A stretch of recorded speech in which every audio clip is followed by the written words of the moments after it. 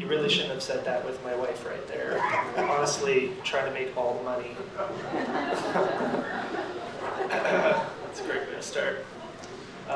Thank you. And the feeling is mutual. You know,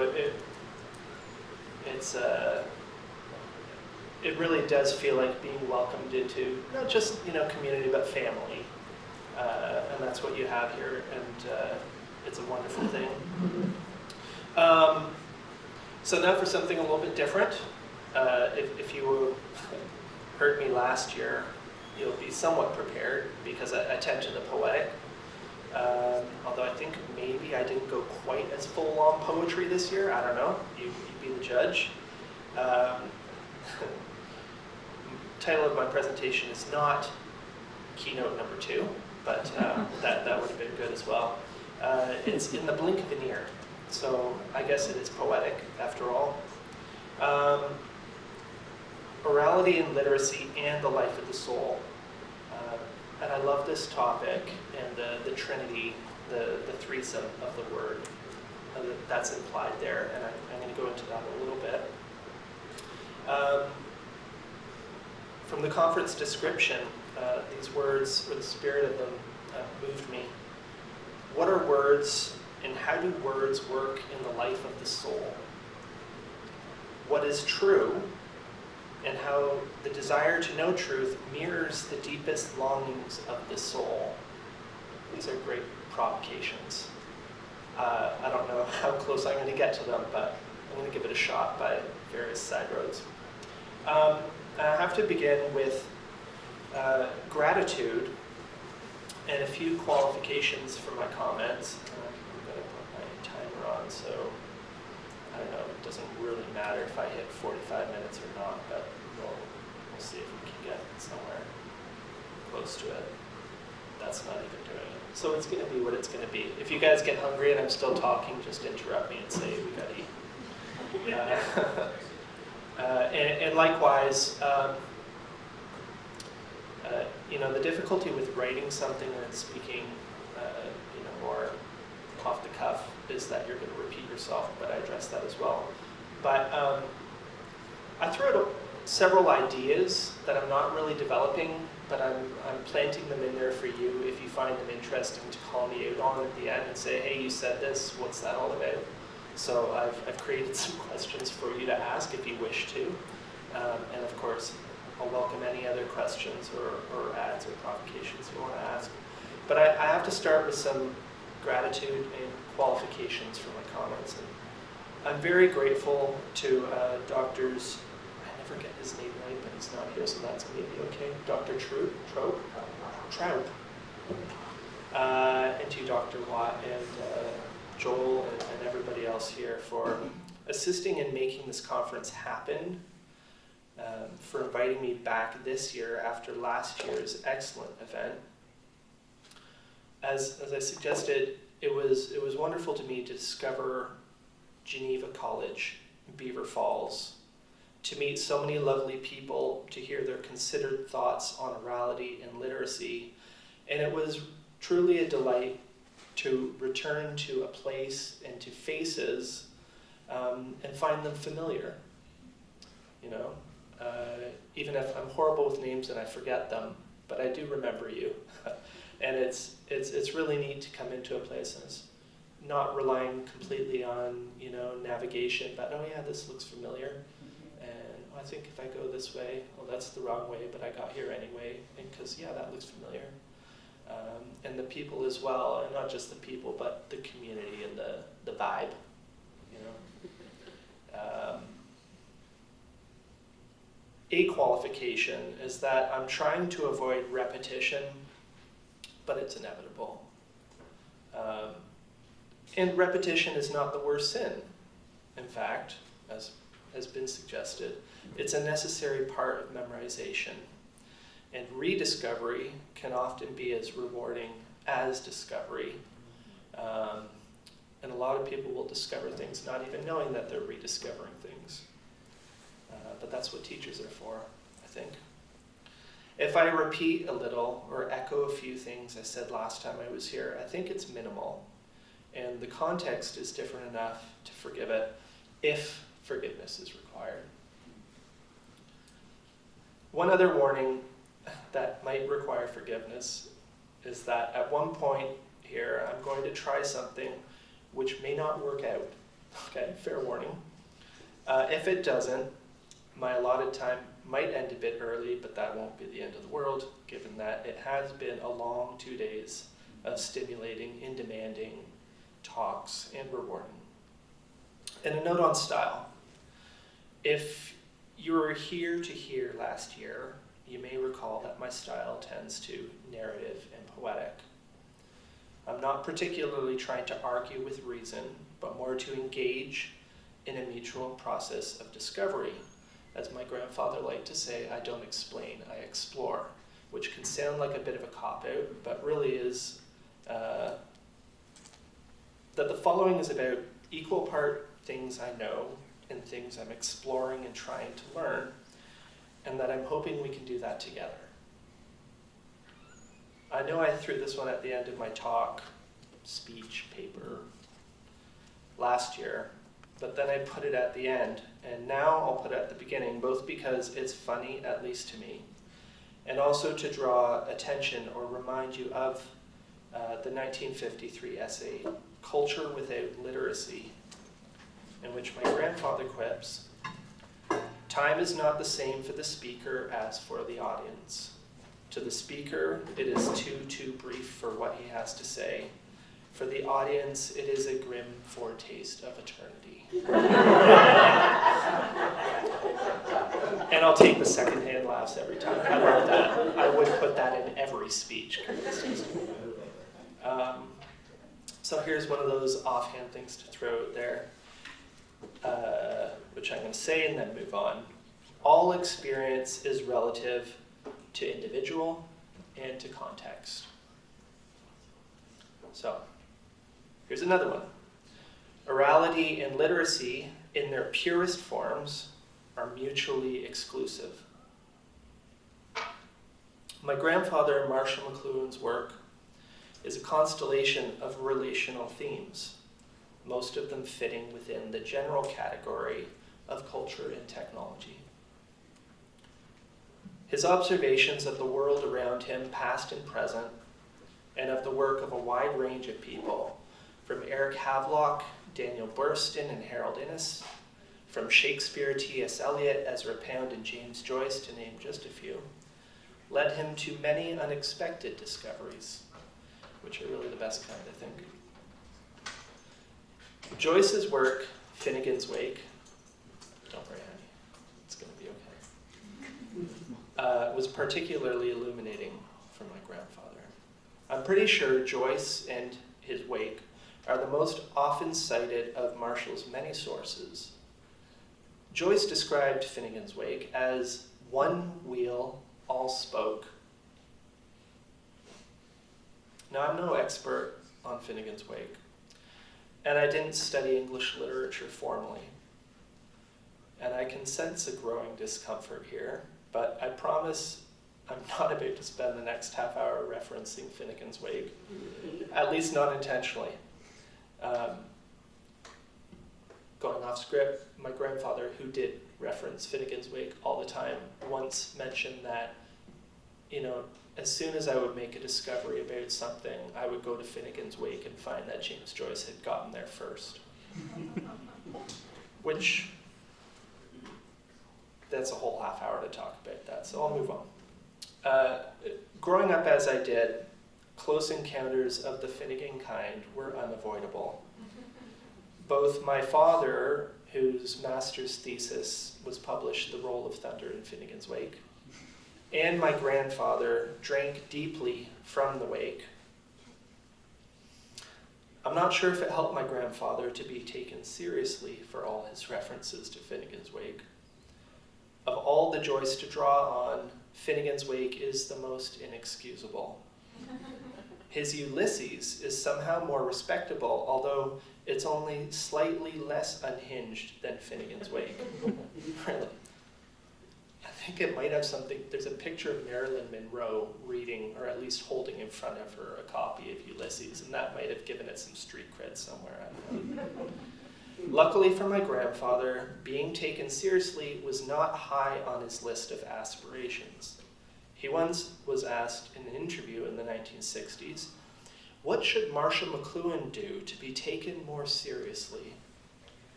And to the delight of the young audience, he replied, "Oh, I think Marshall McLuhan is taken far too seriously." Finnegan's Wake is an interesting study because it is print written for speech. That is, it's meant to be read aloud, to be heard, not seen.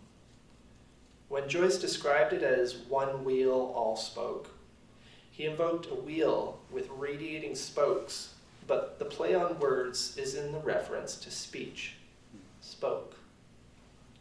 The wheel part is affected by the fact that the book opens mid-sentence, a sentence begun on the last page. It makes the book circular and never-ending. Away, alone, a last, a loved, along the river run, past even Adams, from swerve of shore to bend of bay, brings us by a commodious vicus of recirculation back to Howth Castle and environs. Finnegan's Wake is definitely not for everyone. I'm even not sure it's for me. But I think it's an interesting work to reference here, given its specific tension with regard to orality and literacy, to the spoken and the written word. As has already been said, the spoken and written word are very different forms. A large part of the differences which matter most are in the distinct manner of experience and effect which each has. Experience and effect are where the rubber of media meet the road of people and culture. We're living in a time where the categories are rapidly changing, and we can expect humanity to change as drastically, though we might not figure that out for 1,000 years. A few fundamentals. In my family's tradition, the study of media is the study of the nature of technological extensions of ourselves and their effects on us. A few things are fundamental to this approach. That every technology, all of our innovations, are amplifications, extensions of some part of ourselves. Clothing is the artificial extension of our skin, as are, in the same sense, houses, and by further extension, cities. That technologies are not neutral things that we simply use, but they have deep and lasting effects. Father John Culkin stated this brilliantly in his 1965 article on McLuhan, when he said, "We become what we behold. We shape our tools, and thereafter our tools shape us." That the shaping happens most profoundly in our senses. That media don't just shape our attitudes and opinions, but our perceptions by shaping our very organs of perception. Being organic, our senses are not static, but respond to stimulus and change. When our senses change, we change because we are the sum of our senses.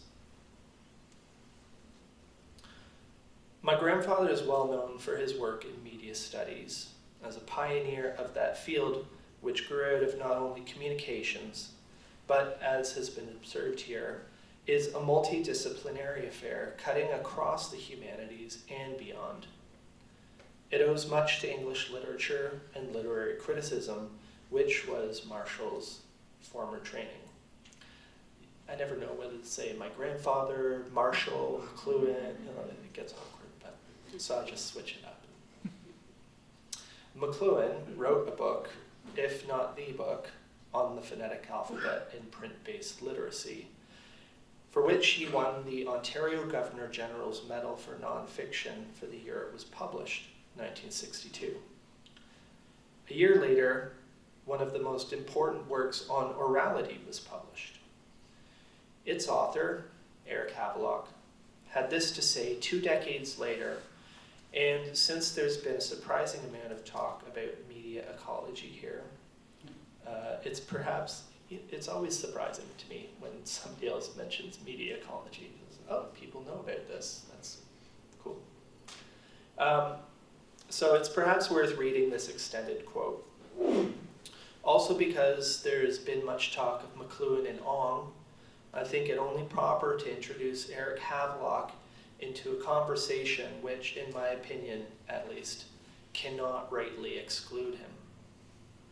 Havelock writes in 1986 in The Muse Learns to Write, Reflections on Orality and Literacy from Antiquity to the Present. That's a project for you. Havelock writes, Greek literacy changed not only the means of communication, but also the shape of the Greek consciousness.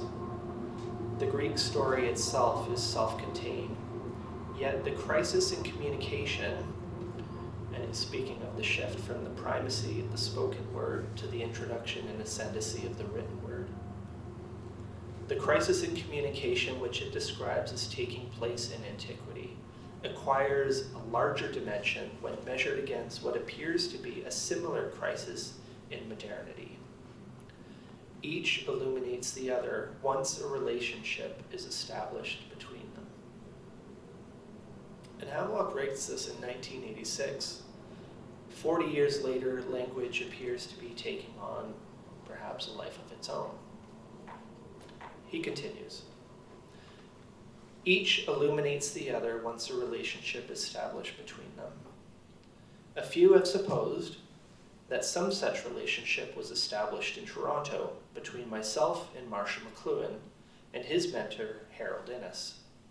I've even been referred to as a member of a, quote, Toronto school created by these two Canadian thinkers. The reverse is in fact more likely to be the case. After encountering, my stopwatch turned into a 15-minute timer or something.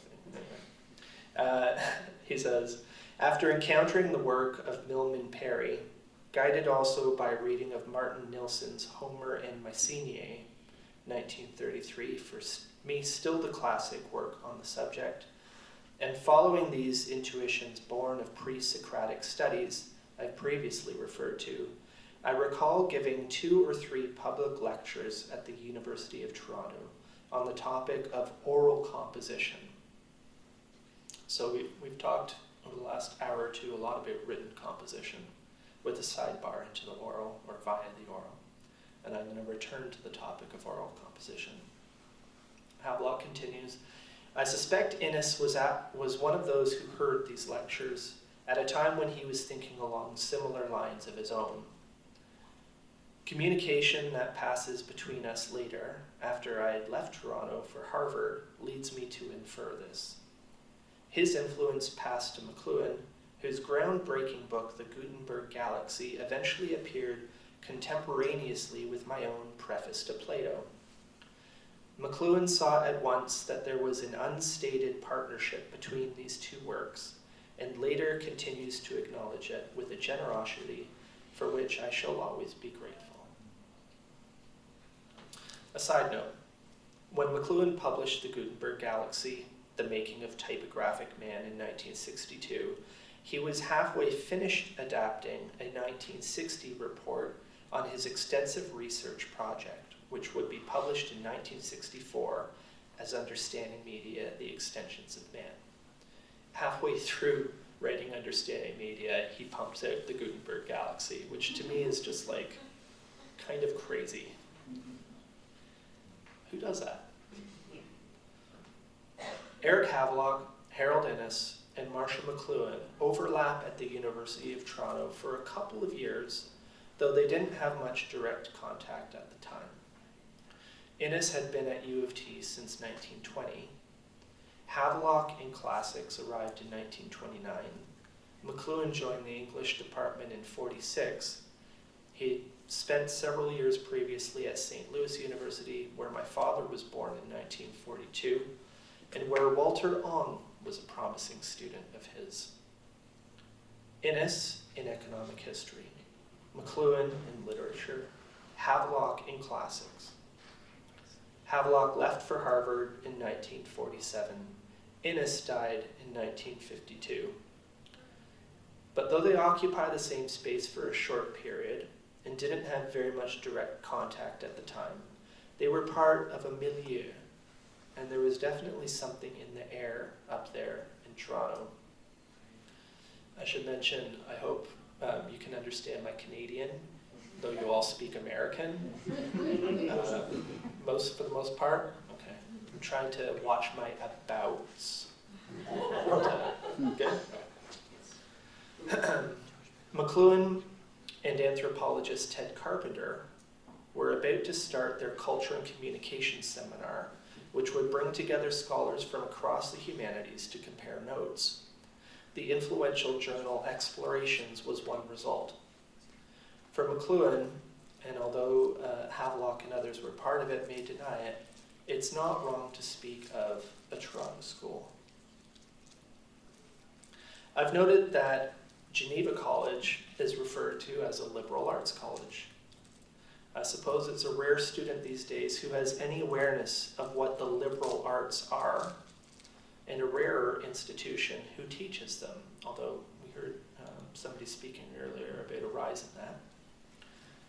Higher education for many centuries consisted of a program of 7 subjects. The ars liberalis, the liberal arts, were 2 parts, the trivium and the quadrivium, and they dealt with words and numbers respectively. The modern equivalent of the quadrivium might be STEM, and I think we're due for a modern equivalent of the trivium. The quadrivium consisted of 4 subjects, which I've seen described as arithmetic, pure number, geometry, number in space, music, number in time, and astronomy as number in space and time. Another sidebar. While McLuhan is mainly known for his work in media, he was trained at Cambridge in literary criticism and was quite well known as an expert in modernist poetry, Eliot, Pound and Company, before he got interested in culture and technology more broadly. His PhD project at Cambridge was on the trivium. It was published more than half a century later in 2006 as the classical trivium, the place of Thomas Nash and the learning of his time. It's a remarkable history of the trivium from Cicero to around the end of the 16th century, and it is a remarkable scholarly work of astonishing scope and depth. It's a crazy story of side quests because he set out to write about Thomas Nash, who was an English Elizabethan pamphleteer, but then he sensed something going on, some undercurrent of this conflict between Gabriel Harvey and Thomas Nash, and ended up discovering that the war between them was basically a war between parts of the trivium, and he kept tracing that back and ended up back at Cicero because he wanted to figure this thing out, and so his thesis ended up being a history of the relative importance of one or another parts, the dominance of one or another parts of the trivium going through time from Cicero up to Nash, which is like a crazy thing. The thing is like half footnotes, and the bibliography is just insane. But the trivium is quite relevant to the theme of this conference, as its 3 subjects are all about words, the sine qua non of orality and literacy. Again, as I was taught, the trivium breaks down like this: rhetoric, persuasion, the spoken word; grammar, etymology, and interpretation, the written word; and dialectic being logic, philosophy, and the word in thought. Orality and literacy would seem to belong to grammar and rhetoric respectively, and what they have in common, what separates them from dialectic in the above relation, is that the spoken word and the written word are both exteriorizations, the word outside the self. In the ancient world, before writing, your sphere of influence was the ear you influenced. Your words traveled as far as another's ear. Mind you, that's further than you might suppose, And this is where storytellers, poets, come in to ensure that words might go in one era and out another. More on this shortly. But where things get a little murky for me is the word and the mind. And this also brings me to the third part of the conference theme, orality and literacy, and the life of the soul.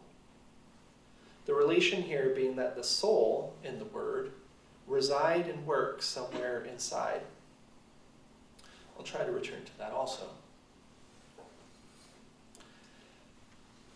An eye for an ear. The written word made language visible, and in that gave us an eye for an ear. This is no small thing. The eye and ear are different worlds of experience and being. The nature of, the quality of each organ and their resulting experience are quite different. The eye tends to isolate. Vision is a narrow field. The eye focuses on one thing at a time. Separation, sequence are its natural modes. Logic and reason, one thing following another, are its offspring. The eye can be clinical, ruthless. The ear tends to include. Hearing comes from all directions at once. It embraces simultaneity. It delights in resonance, in harmonies. It is rich. The person who is ear forward and the person who is eye forward are very different persons. Written language separated not only words from meaning, it separated us in many ways. It created a distance which, at extreme ends, is ruthless. To speak a little bit from personal experience, I have a weekend show on our local FM radio station called The Spoken Word. Each week, I take an hour and read on the radio. I basically pick a book from my shelves and read it for whoever is listening, and if I'm being honest, it's also in large part for myself. I haven't heard any complaints in 2 years now, so either people love it or don't care, or no one's listening, but it's radio, so who knows? If reading on the radio sounds like fun to you, let me know, because I'm always happy to have guests. A little while ago, I had one of the owners of our local bookstore on to read. I like to feature different voices. People are welcome to bring anything more or less family-friendly to read, and David brought poems. He had read one of our local poets of some renown, Al Purdy, and then he did something unexpected. He recited Al Purdy's At the Quinty Hotel. He recited it from memory. And the difference between reading words off a page and reciting them from memory was striking. Something read from the page, as you'll know after 2 days, always sounds like something read from a page.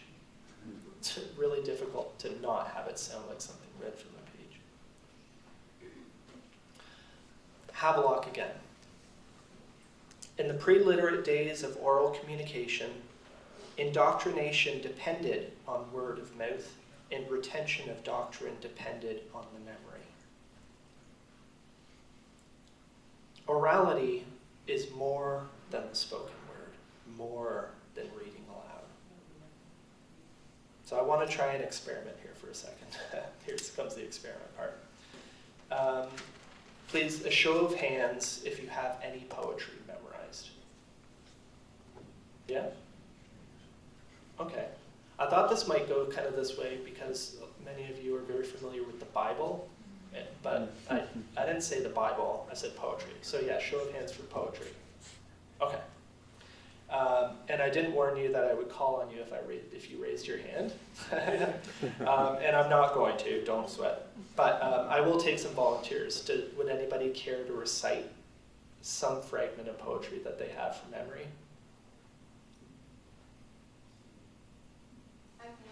Yeah? Okay, please. Emily Dickinson has a poem. She says, "A word is dead when it says some say, but I say it just begins to live that day." Lovely. Thank you.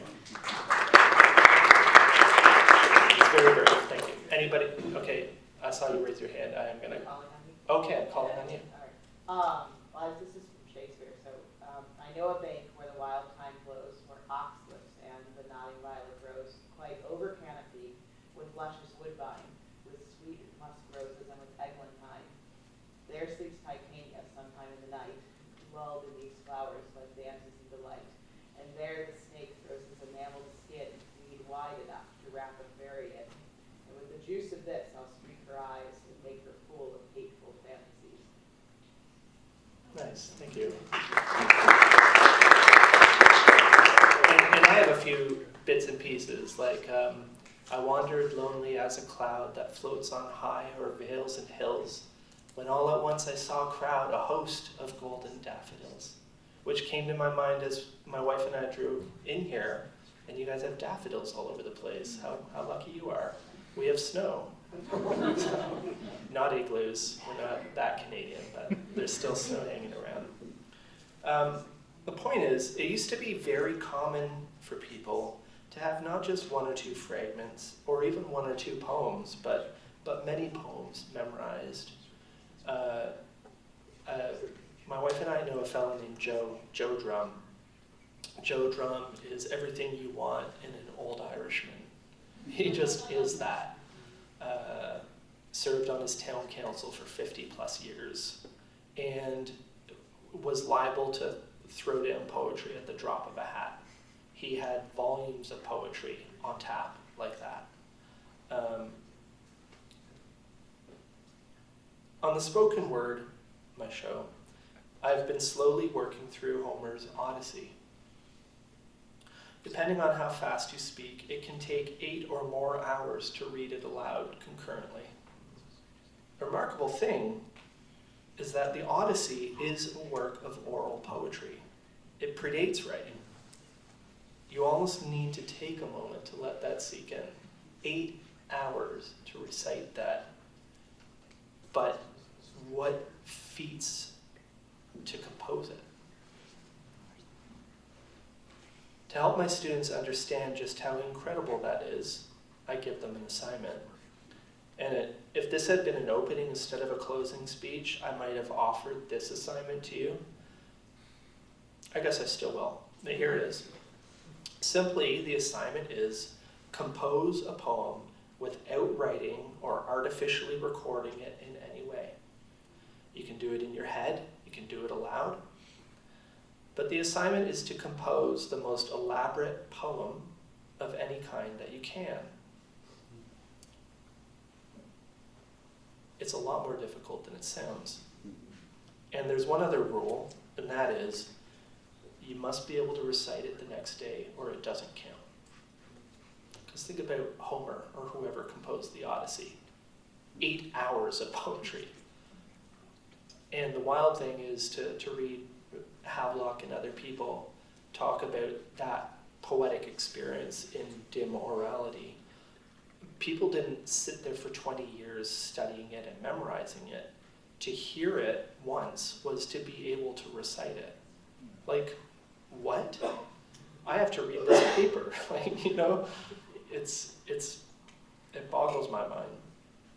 I've assigned this to over 100 students, and I honestly haven't had a single one complete it successfully.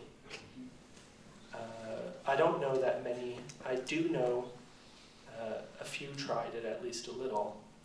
The point is, it's very difficult for us to do. You realize that, and why we have things like rhyme and meter. These poetic techniques were technical, not merely ornamental or aesthetic devices.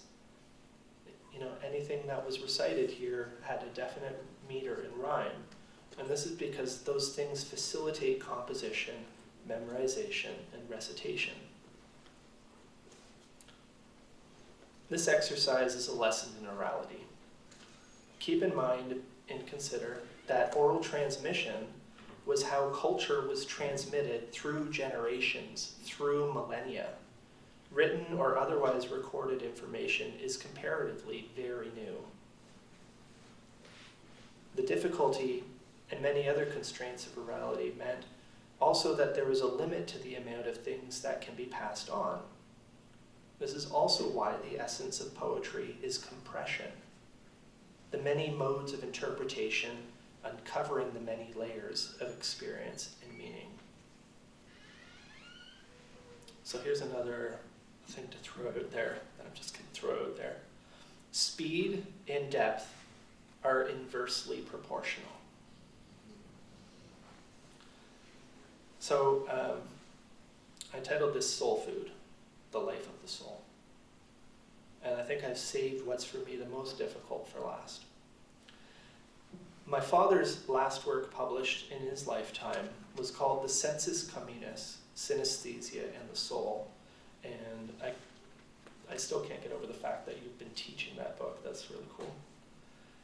It's a wide-ranging book. It deals with some things which are easily associated with McLuhan work and some which are less prevalent but no less related. I think it was, I don't know how to pronounce his name, Zachary Kale yesterday, who spoke a bit about discarnate and angelism. My grandfather had observed long ago that in terms of extensions of man, electricity extends our central nervous system itself, putting it outside our body. In Understanding Media, he says that in the electric age, we wear all mankind as our skin. When we're on the phone, we're not just here, but also in a very meaningful way, there. When we're online, we're everywhere. We are, in effect, having a kind of out-of-body experience. The body is no longer the limiting factor. Our relationship with our bodies, what the body means, our bodily identity and everything associated is completely changed. And that is no small thing. We're living the effects of that profound disorientation. This is some of what Marshall McLuhan was referring to when he began to speak of angelism, which he significantly dropped in favor of the term discarnate in the later 70s. My dad, always playing with words, subtitled his book An Odyssey, and he would of course refer to it as an odd essay. The Odyssey refers to, reference is to draw relation to Homer and the preliterate, and it was as intentional as the pun. From the title, The Sensus Communis, or common sense, is a term which refers to the operation of the senses together, what's also sometimes called the human sensorium. Just as our various senses are not static but change, so our senses do not exist in isolation but in relation to each other, sight to hearing and all our other senses. This is the heart of the McLuhan understanding of technological and cultural change, that our senses are between what's out there and what's in here. Everything we know in experience passes through one or another of our senses, and in passing through leaves a mark or path. Perceptual habits are formed. To the theme of this conference, in times of orality or times of literacy, we use our senses differently, and each shape us in different ways. We are different people, different cultures, we have different values. Not just orality or literacy, each human age or even generation, and the generation gap is shrinking as fast as our attention span these days. With the different mix of media has a different mix of senses. It's almost quaint to shake your head and shrug and just kind of say kids these days, when you don't get how kids can like that awful music or art, but consider that it appeals to their senses and not yours. And now you know why. Now you know why the medium is the message, because these are medium-level effects. New technologies, but any technologies, and we're not just talking about what we think of as communication technologies, create new perceptual habits, and these create us anew. We're getting down to the end here. Synesthesia is also in the title. and it's a fancy word for what happens when the senses cross over. People smell colors, or taste shapes, or see music, and so on. And what used to be a rare phenomenon is becoming more and more common. The sensus communis, synesthesia, and the soul. Finally we come to the soul. My father writes in 2015, "The soul, the formal cause of the body, can exist without the body, though it does not pre-exist the body. But the body cannot exist without the soul. As the ground for the body, the soul makes the body human. It gives the body life." I want to return to the unfinished subject of the word and thought here, because I think there's a relationship between the interior word and the soul, which is significant. The problem for me is I'm not entirely sure why. I just have the strong feeling that there's something to it. In my talk last year, I mused a bit on "in the beginning was the Word." Also, that in the Bible, creation was affected by divine speech. I talked about that line from George Herbert's 17th century poem on prayer, where he describes prayer as reverse thunder. I want to end this on some kind of neat and tidy note of resolution, if not a fully fledged epiphany about the word and the mind and the soul, or at least some kernel of wisdom, but instead, I'm going to do the inevitable, and that is a bit of a Joycean, Wakean move, and also defer again to Eliot, who's always dependable for a satisfying last word. We shall not cease from exploration, and at the end of all our exploring will be to arrive where we started and to know the place for the first time. Through the unknown, remembered gate, when the last of earth left to discover is that which was the beginning, at the source of the longest river, the voice of the hidden waterfall and the children in the apple tree. Not known, because not looked for, but heard, half heard, in the stillness between the two waves of the sea. Quick now, here, now, always, a condition of complete simplicity, costing not less than everything. And all shall be well, and all manner of things shall be well, when the tongues of flame are infolded into the crowned knot of fire, and the fire and the rose are one.